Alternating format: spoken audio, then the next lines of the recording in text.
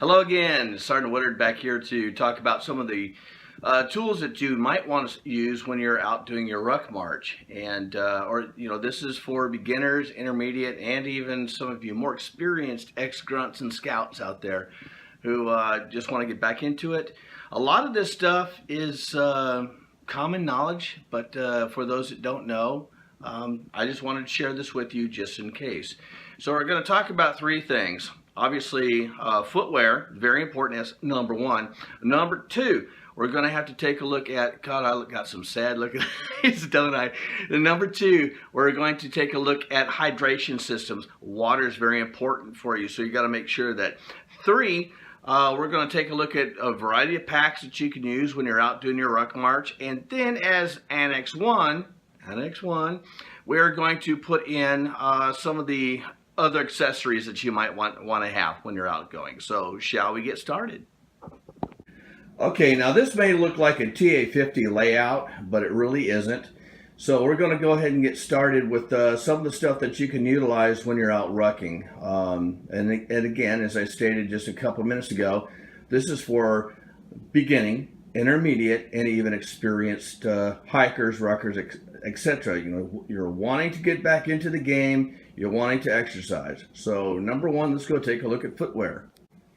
What you wear on your feet is obviously very important because without your feet, you're going nowhere. I always suggest a very steady pair of shoes. On the right there, you have some North Face. They are a great tool. The North Face Ultra 109s.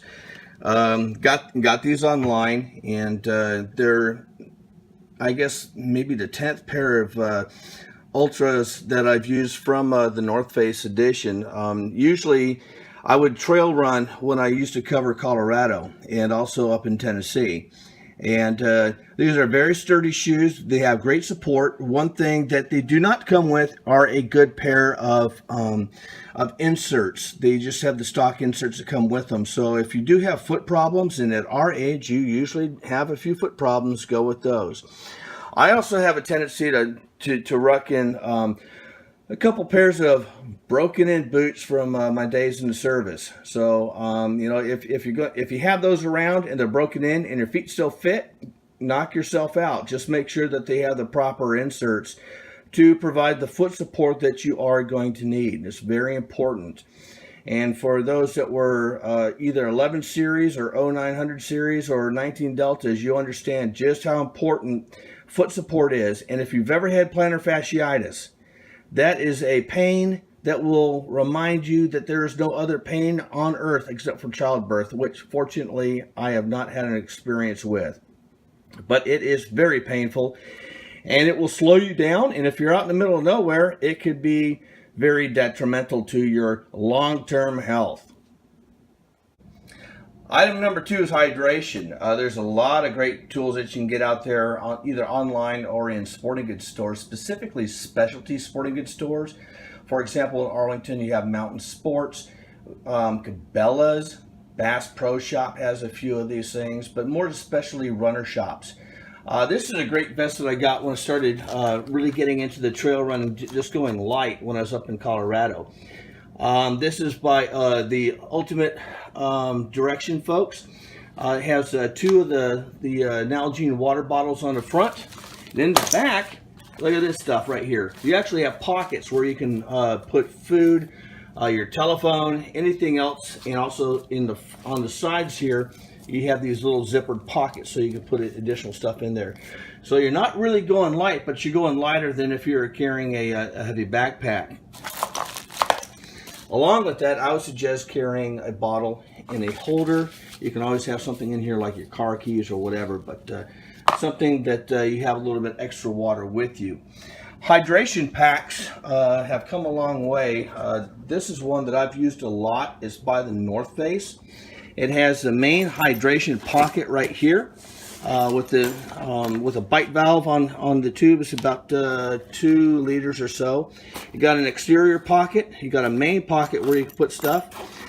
2 exterior pockets for additional items or equipment. Say if you're got a mountain bike, Rob, you can always put a pump in here, or carry a walking stick. The big main pocket's got a lot of room, and your hydration actually goes into this pocket right here. This model is called the Gulper. I don't know if they still make this or not, but there are many that are similar to this that you can pick up. For those of you who kept a lot of your crap from the Army days, you can go ahead and use a Camelback. This is the standard PX issue, or clothing sales store issue Camelback. We usually tied this onto our LBE or LCE that we had, but this will carry a ton of water. One thing I will warn you, on the bite valve right here, puppies love to chew on these things, so make sure you keep it in a secured location, because otherwise someone named Gus or your dog will come along and chomp on this, because for some reason the rubber tastes good. There's a lot of great packs that you can use out there, and you can pretty much pack them with whatever you want. I'm kind of a big fan of the North Face as far as packs are concerned. For the light pack, there's two different ones that I have. This one is the Jester, and again, they carry quite a bit of stuff in there. This one's got a very nice large main pocket. It does not have a hydration system built in, but it does have the two exterior pockets. So if this is like a medium march, you're just going out for an hour or so, this is something nice to carry stuff in. If you want to get weight, just throw in a ton of books. And if you got a kid that's in the STEM class, borrow their books and throw them in there, because they're basically rucking 40 pounds anyways. Another one that I have, this one I've had for quite some time, it's a North Face Recon, and again, no built-in hydration system, but it's got a lot more pockets and a lot more places to put stuff. In fact, if you need to carry a wet weather gear, here's a good spot to put it on the outside, and of course the additional pockets for additional water bottles. So those are a great piece of equipment to have. Now, if you want to utilize military style equipment or military issue equipment, or at least authorized equipment, you can take a look at this. This pack I bought back in 2003 when I was on active duty, and I've used it for all kinds of stuff besides just being a light assault pack. The nice thing about this, it has a MOLLE straps on the outside, both here and here, so you can put additional MOLLE gear on there if you need to carry additional items or equipment. It's got a very large secondary pocket, and then a secondary pocket, and then a large main pocket. It does have the ability to carry a hydration system in there, and you would put the hydration system in on this side. There is no frame, so this is more of a light pack. There's also for Marty, there is a radio pouch. Also for Gary, there's a nice big radio pouch that you can get your Prick 77 wrapped up in plastic and put in there, or you can pop your cigars in there as well. This other pack here is by Blackhawk. I actually picked it up on closeout when the Gander Mountain was going out of business. It has already built on the two additional MOLLE pouches you can get. It's got a hydration system. Geez, it is built in, and you can see where it comes right here. I've put the bite valve and everything back inside so Gus wouldn't get chewing on it. But this is a fantastic pack. I will say that it is expensive, but it was well worth it. I got it for 75% off since Gander Mountain was trying to clear out everything that they had. So far we have taken a look at footwear, hydration system, and packs. So let's take a look at some of the accessories you might want to carry with you. Again, with the TA50 layout, this is something that I would actually gear more towards the people that don't have backpacking or rucking experience, specifically those who are civilian. But these are some of the things that I always make sure that I carry in each one of my rucks when I'm going out. First of all, I do a lot of stuff at night. We're in limited visibility environments. So I have the safety belt. Of course, this is a civilian version of the safety belt. It's by Amphipod, and I bought it here in Arlington from the Runner, which is over on Pioneer. Ironically, the Runner, which is one of the best running stores, independently owned running stores in the state of Texas, is right behind a donut shop. So there's irony there, and there's also a good reason to go out and run if you like to have your sugar snacks. The second thing that I would suggest carrying is 550 cord, because you never know when you might have to tie something up. In fact, if you notice on my boots, I utilize 550 cord as lace because they don't come apart like standard cloth laces do. First aid kits. These kits you can get from a wide variety of stores, standard sporting goods store. This one is one of my favorites. I got it from REI when we still had an REI over in North Dallas, and I've picked up a couple extra when I was up in Colorado. The light adventure kits, you can actually pick that up from Dick's Sporting Goods, Academy Sports, the Mountain, all kinds of great stores just like that. Another thing I do suggest carrying if you're going to be out on a long hike and for limited visibility situations, one of these headlamps. This is a Petzl. This is one of the most commonly sold pieces of headlamp equipment. And for those of you that go to the Eddie Bauer outlet stores, here's a great one here too. And in fact, you often see those used for stocking stuffers. And it's a great stocking stuffer. Let's see what else we have here. My lensatic compass is on my gear, but this is a standard compass. I would always say if you're going to be doing a trail, say like out in Azle or Cedar Mountain Park, or maybe Mineral Well State Park, or any one of the beautiful state parks that we have here in Texas, I would highly suggest carrying one of those and get a map. A map is a drawing to scale of a portion of the Earth's surface as seen from above. Actually, it's a line drawing to scale of a portion of the Earth's surface as seen from above. More than likely, you're not going to be able to get a 1 to 25,000 topo map, but just get a good map, orient the map, and orient yourself to the map and know where you're going. One thing that I used to use a lot, and I know that they're still made something like this, are these little GPS distance trackers. Basically, it comes with an armband you put on here. It's powered by a AA battery and then a watch that goes along with it. I haven't used this for a while. It's the made by Timex, and it's an Ironman. And a lot of people just use their phone, and I would probably suggest carrying your phone with you no matter what, because if you do run into an emergency, this isn't going to call home for you. Foot support, again, you're going to want to have a good pair of socks, good steady pair of socks, wicking. One thing that I like to use are compression sleeves for my legs. Also do wear compression socks. Always carry one of these just in case I get a boo-boo on one of my legs.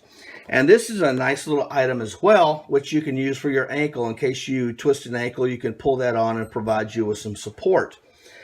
All this stuff should be waterproof when you're out running. So as you can see, that's a military issue waterproof bag. Usually goes around a fart sack, or better known as a sleeping bag, but we also use that to waterproof the gear that's inside of our rucksack. You can buy one of these civilian versions, which I bought at Mountain Sports here in Arlington on Pioneer. It's actually in, I guess, Dowerton Gardens, Pantego, that area. It's close to Fielder Road Church. But I would suggest making sure that you put your stuff in something like that. Or just a Ziploc bag. You get one of those big old Ziploc bags, and we used to use those for everything. So this is kind of an idea of some of the equipment that you can use when you're starting out to ruck. Footwear, hydration devices, rucks, accessories, and most importantly, I didn't touch, was this right here, the thermos. Okay, Gus and I are back at home. It's very rainy right now, but I wanted to go through and show you guys what I carry.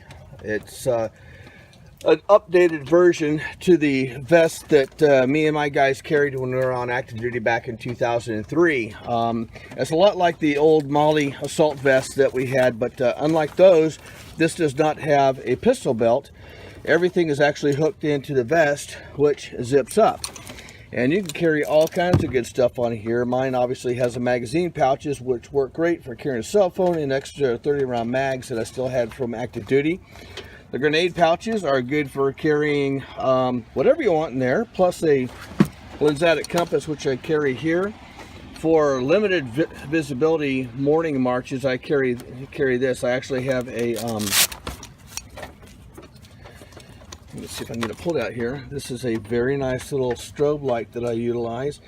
Kind of lets my neighbors know that I'm walking through so I don't get hit. I've actually come close a couple times with nearly getting hit, even with this on.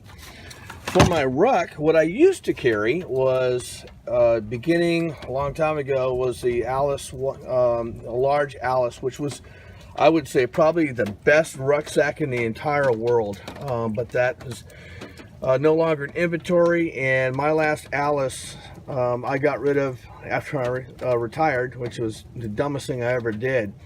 That and my original LCE, which was held together with the 550 cord onto my pistol belt, and I love that stuff. But this is the Molly 2 rucksack. I've still got a Molly 1, but it's the internal frame, which is plastic, and that literally collapsed. This actually has an external frame. Let me show this to you. It's plastic, and that is the downside to it, because it will have to be replaced sooner or later as it cracks. And when that happens, I am going to have a Alice frame that I'm going to put on there in its place. The good thing about the Molly 2 is it has the sleep system carrier, better known as a fart sack carrier. It's got the large main pack where you got everything that you can put in there. 2 sustainment pouches that you can actually, which are Molly, which you can attach to the side. Put on an e-tool, because hey, you never know when you got to go take one in the woods. You know what I mean? And then an external pocket here where I keep my my Gore-Tex top. Everything on the inside is wrapped up nicely, as you can see, in the waterproof bag, just like that one there. So it keeps everything nice and dry when I'm out doing my thing, or if I decide to go hit the trail with the Gus. So anyways, I'm going to be adding this to the rest of the weekly or daily report, and we shall go from there.